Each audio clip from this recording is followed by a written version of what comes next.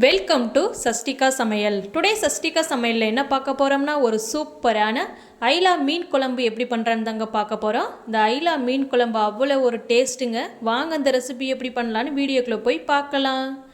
இப்போ அதுக்கு நான் ஃப்ரெஷ்ஷான ஐலா எடுத்து க்ளீன் பண்ணி வாஷ் பண்ணி வச்சுருக்கேன்.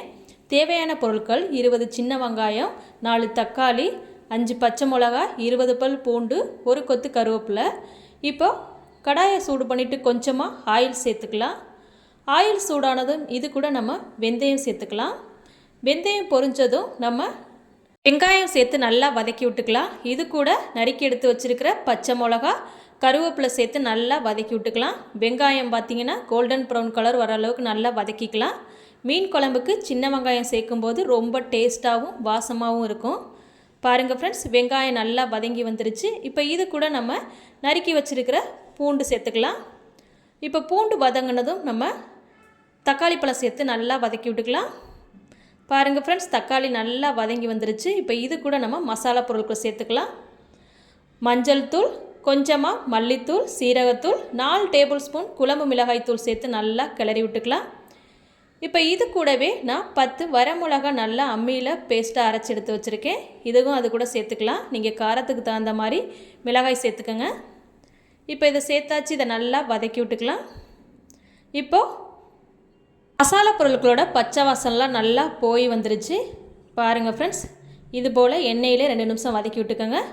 இப்போ இது கூட நம்ம நெல்லிக்காய் சைஸ் அளவு புளி எடுத்து கரைச்சி வச்சுருக்கேன். இப்போ இது கூட நம்ம சேர்த்துக்கலாம்.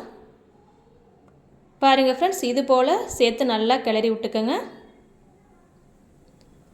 பாருங்கள் ஃப்ரெண்ட்ஸ், நல்லா கிளறி விட்டாச்சு. இப்போ மீன் குழம்புக்கு தேவையான அளவு தண்ணி சேர்த்துக்கலாம். நீங்கள் தேவைக்கேற்ப தண்ணி சேர்த்துக்கோங்க.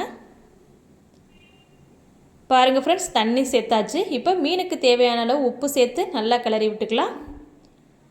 இப்போ இதை மூடி போட்டு ஒரு 5 நிமிஷத்துக்கு வைக்கலாம். ஒரு கொதி வரட்டும். பாருங்கள் ஃப்ரெண்ட்ஸ், ஒரு கொதி வந்துருச்சு. இப்போ நம்ம க்ளீன் பண்ணி எடுத்து வச்சுருக்கிற மீனை இது கூட சேர்த்துக்கலாம். பாருங்கள் ஃப்ரெண்ட்ஸ், இது போல் எல்லா மீனையும் சேர்த்துக்கலாம்.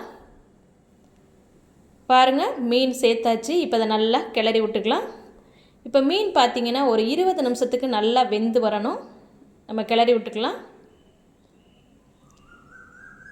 பாருங்கள் ஃப்ரெண்ட்ஸ், இப்போது 20 நிமிஷம் ஆயிடுச்சு. பாருங்கள், மீன் நல்லா வெந்து வந்துருச்சு. பாருங்கள் ஃப்ரெண்ட்ஸ், நமக்கு தேவையான சூப்பரான டேஸ்டான ஐலா மீன் குழம்பு எவ்வளோ அழகாக அருமையாக ரெடியாக இருக்குன்னு பாருங்கள். நீங்களும் இந்த ரெசிபி கண்டிப்பாக மறக்காமல் ட்ரை பண்ணி பாருங்கள்.